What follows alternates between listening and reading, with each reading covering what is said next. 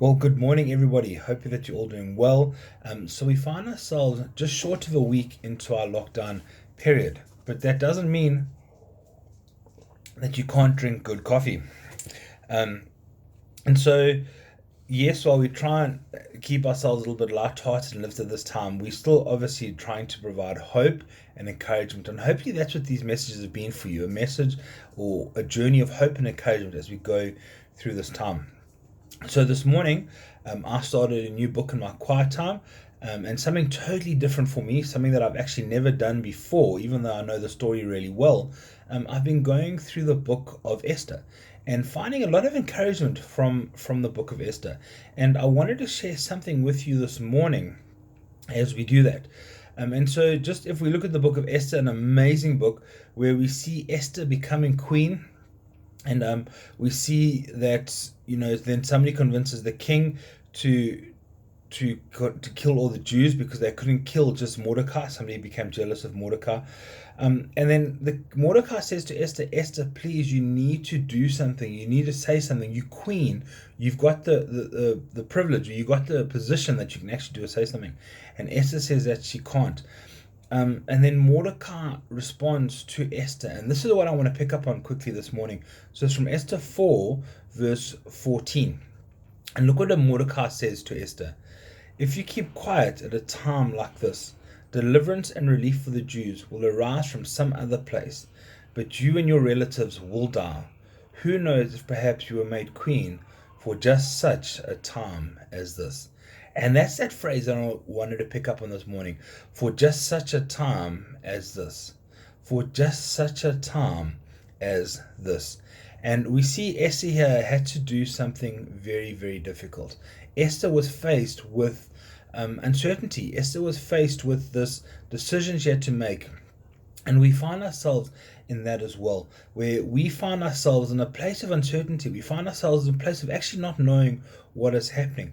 Many people are finding themselves uncertain as to what their future holds coming out of lockdown. And I believe that there's some lessons that we can learn from Esther here this morning and just her response in terms of what she's doing. Because we know that she eventually goes to the king, she has an audience with the king, and things change. And so we see what Esther had to do. So, firstly, Esther had to calculate the cost. Esther realized that what she did could cost her life. She was willing to lay down her life.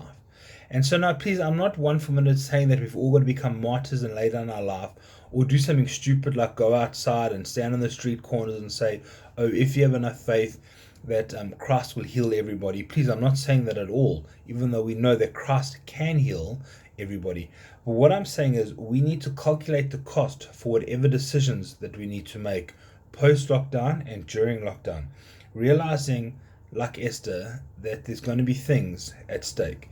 And it may not be something as big or broad as our life, but for Esther, it was. Secondly, we need to set priorities. So after we've calculated the cost, we need to set our priorities. So Esther looked at and seeing what was going on and realized that actually her life wasn't any less important than all the other Jewish lives that were there. And so Esther believed that the Jewish race was more important than her own life. And so we need to set our priorities in what we do. And so when we look at it, we all have different roles that we play. Whether you're watching this and you're a father or a mother, grandparents, whether you're an employee, an employer, whatever your position is in life, we all have different roles that we play. And with those roles come priorities. And so we need to set our priorities during lockdown and post lockdown after we've looked at the cost and realizing that sometimes we need to prioritize that it's not all about us, that there's other people in that as well.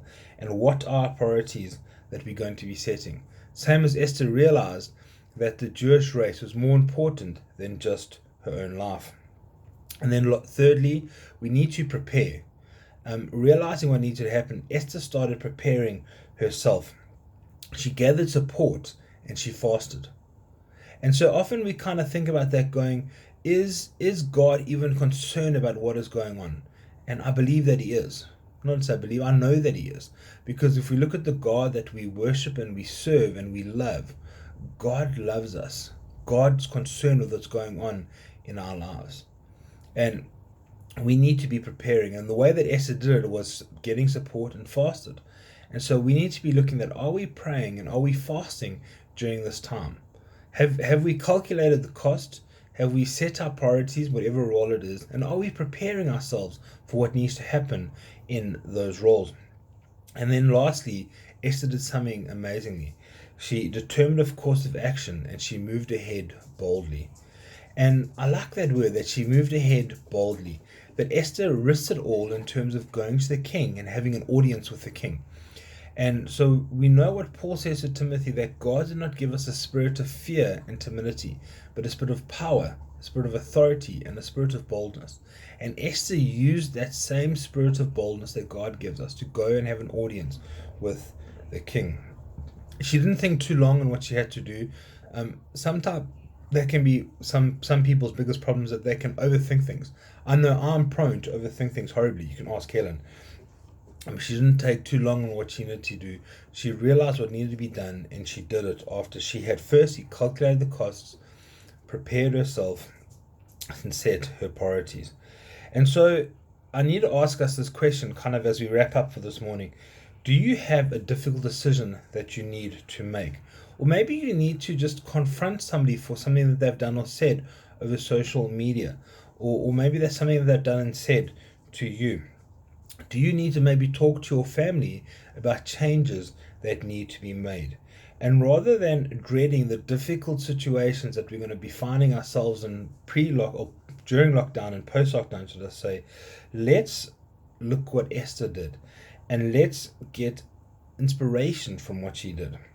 And rather than putting those off, let's take these examples of what Esther did, of calculating the costs, setting the priorities, preparing ourselves for what needs to be done, and determining a course of action and moving ahead boldly. Esther's example was inspiring. Are you going to have an inspiring example or an inspiring testimony post-lockdown?